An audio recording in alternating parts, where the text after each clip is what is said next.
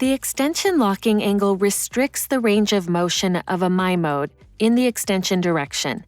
This can be beneficial for activities such as snowboarding. To fully extend the joint again, the leg must be lifted backward for a moment.